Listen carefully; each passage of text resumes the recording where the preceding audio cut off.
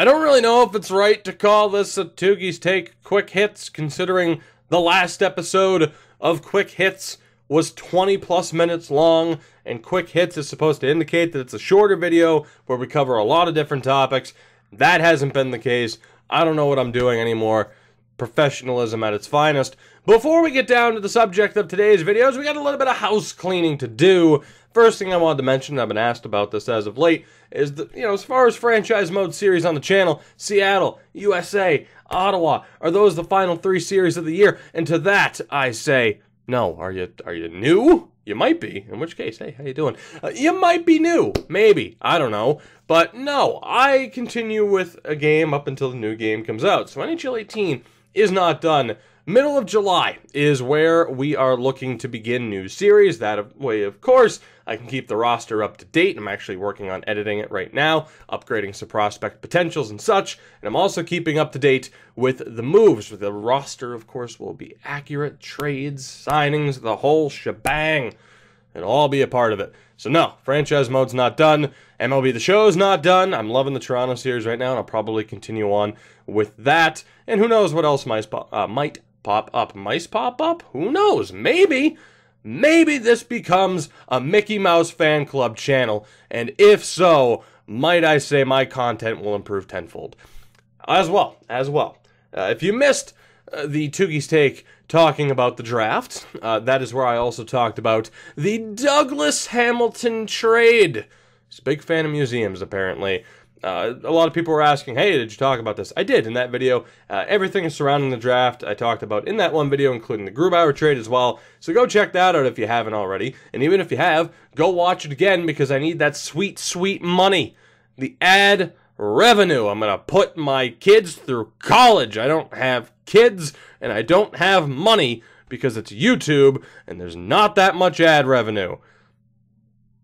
Anyway, just to kind of recap, I feel like Carolina has the slight edge in that trade just because they got the best player overall, but for the most part, good deal for both. If you want me to hear my in-depth thoughts, my slightly more in-depth thoughts, go check out that video. Speaking of checking out videos, oh my goodness, there's just so much to talk about.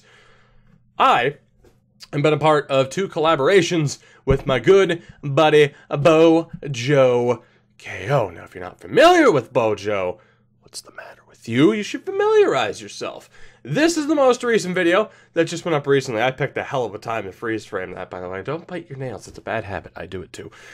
We talked about potentials in NHL 18, mainly for all the players that were just drafted. So if you've been watching for a while, you know how passionate I am on the subject of the rosters in terms of how they're updated, how much tender love and care is put into them. We go pretty in-depth with the conversation as well. There was a video that I took part in back in May that I really didn't advertise as well as I should have. So feel free to check that out if you haven't already. Links to both videos should be in the description. Check out the urinating tree as well. Let's Play as well. That's a classic. The hockey guy for sure. And iDubbbz, because why not? When the hell did I watch that content, Cop? What is this, 2015, 16? Thanks, YouTube. You're on point. Hey, here's a video you watched 2 years ago. Check it out again. Anyway, with that said, I think that pretty much covers everything. So what we are here to talk about today, the first thing, Slava Voynov. Slava Voynov. Now, obviously, it's a weird situation here where, domestic violence, gets deported, goes to Russia, makes a lot of money in the KHL, wins Olympic gold, and now wants back, with apparently Montreal expressing interest in signing him. As you can see there, he might get pardoned for that. He might be allowed back. He might at least be allowed back in the country, and then from there, could be allowed back into the NHL. It's a super weird situation. I have to say, I do believe in second chances, but did he really do the time for the crime? He did, technically, but did he really? Again, you go over to the KHL, you make a boatload of cash. I mean, again, for a member of the Olympic team, feel free to look up some of the rumored numbers for someone like an Alex Radulov and how much he was making. It gets ridiculous over there for the high-end players, and Slava Voynov is an amazing hockey player. But that's not what this is about. Nobody hates him because, oh, he's not talented enough to be in the NHL. I don't know. Personally, I hope the Bruins don't sign him at least. Montreal, apparently being in on him, that just, obviously that doesn't help the whole circus that's going on over there. But I don't know. If he's welcome back to the NHL, if he's at least brought back into the NHL one way or another, I don't know. I don't know how to feel about it. I genuinely don't. I'm intrigued to know what you think, because everyone I've talked to on the situation, particularly like on Twitch and everything, mixed reactions. So I'm intrigued to see what you guys think, but I'm not entirely sure. And then, of course, this led to a great tweet. It led to a great tweet mentioning PK Subban donates money to children's hospitals and gets shipped out, but let's bring in Slava Voynov to Montreal. So, kind of a weird situation. On the flip side, we also have some signings in the NHL recently, a couple of minor moves, including the one minor move that I'm intrigued by. The pair of signings by Detroit, Martin Frk and Tyler Bertuzzi, perhaps both getting a little bit more money than you would have expected. It looked like Martin Frk was going to be going to free agency. He did not, so I'm intrigued to see what he can do as a follow-up. But the big move to talk about, of course, I also talked about the Kovalchuk signing in the draft recap video. John Carlson, 8x8. My thoughts on this: holy hell, are Doughty and Carlson going to get paid? That's all I can think. 8x8 is hefty for somebody, of course, who just had their best year. I mean, number one, props to Washington for freeing up the cap space to get him. Prior to them winning the Stanley Cup, I said I did not believe that they'd be able to hold on to John Carlson, but that's because, and I remember saying this, I didn't think they'd have the ability to trade Brooks Orpik. Credit to them, they were able to. And really, I think that Grubauer deal worked out well for everybody, and I talk about it in the video, in the draft video, of course. But to have Colorado take Orpik, who they're buying out, so Orpik's going to be a free agent, and the asking price, instead of a first-round pick for Grubauer, you get a second-round pick, but you also get rid of that Orpik deal, which allowed you to make this signing. Great bit of business. A great bit of business. But again, 8x8. That is incredibly risky. I'm not saying he isn't worth it, but it's tough. And people were mentioning it on Twitter.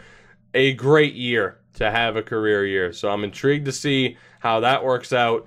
But more than likely, John Carlson is a cap for his entire career, which, I mean, more power to him. Congrats on getting paid. Congrats on being a Stanley Cup champion. How well this works out for Washington long term, we'll see. He's 28 years old, of course, so it brings him until he's 36, which, honestly isn't that bad. Having this contract then when he's 36, time will tell. And let's just say, let's compare it. I mean, the biggest comparable is Brent Burns, but something I think of at the very least. Comparing him to other long-term deals, I think this will be closer to a Brent Burns or a Victor Hedman.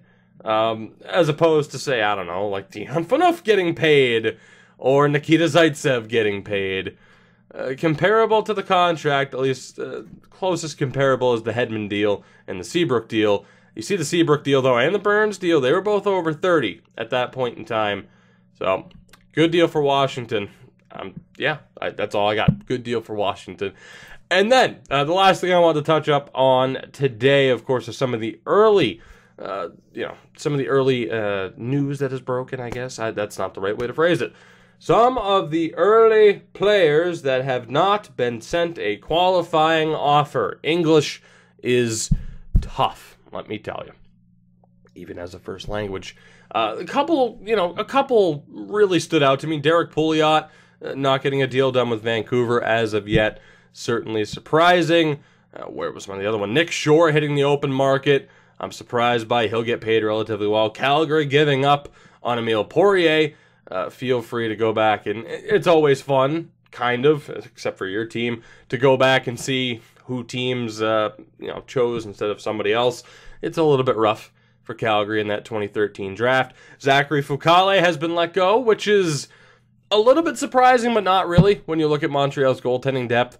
I mean, granted, I personally would have held on to Fucali and not re-signed Dante Niemi, but Bergevin does what he wants. They also let go of Daniel Carr, which was very surprising.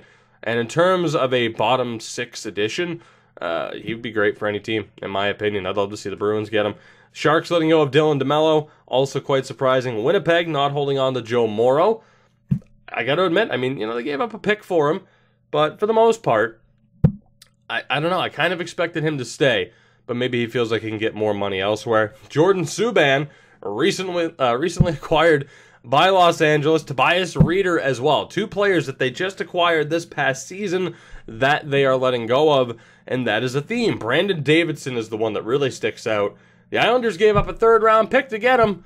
He's going to free agency. Shane Prince, Alan Quine, Devontae Smith-Pelly is probably the biggest one, and that's really why I'm talking about the majority of these. And I think the big thing with that, it's the debate over whether or not his postseason really has earned him that contract. Has it earned him a big contract? Probably. Someone's going to pay him over $2 million a season, if I had to guess. For Washington, though, probably didn't make the most sense to do so. So I kind of agree with their decision. People have kind of forgotten that the regular season for DSP, not that strong, but he did really turn it up in the playoffs. So I'm intrigued to see what he gets. Scott Wilson's another example of someone who I'm just shocked hit the open market. Mrazek, Philly gives up draft picks. They let go of him. The buyout of Xavier Ouellet. I can never pronounce his name, and that's fine. Shocked. If you're Detroit, he's the person that you buy out? Really? Out of all the shit contracts on the Red Wings, that's the one that you get rid of. I got nothing for that. Anyway, that will do it. That's all I got to talk about today. So it's actually more of a quick hits video. Imagine that. A little bit of housekeeping, a little bit of talk. We'll continue on with these as we progress into the NHL offseason that much further. Free agency begins soon, and I'm pumped for it. So again, links will be in the description to videos as well as to my Twitter and Twitch as well. Yeah, SeatGeek, not putting up the full sponsorship, but it's an amazing app that for some reason they sponsored and partnered with me. It's fucking weird. But yeah, and I'm not going to give you the full spiel. I'll save it. Or maybe I will. Here comes the filthy ad. I'll see you next time. Well, you know SeatGeek, the amazing ticket purchasing app that other more popular YouTubers than me mention all the time. Well, they mention it for good reason. SeatGeek takes the confusion out of buying tickets, putting a 0 to 10 score on each ticket to know whether you're getting a good deal or a bad deal. Green for good, red for bad. Whether it's sporting events or concerts, make SeatGeek your go-to. And hey, say this October you hear that a certain YouTuber is going to a Maine Mariners ECHL game, make sure to use code Tougie at checkout to come say hi to the man himself. Check the link in the description. Remember to use code Tougie at checkout for $20 off your first ticket purchase.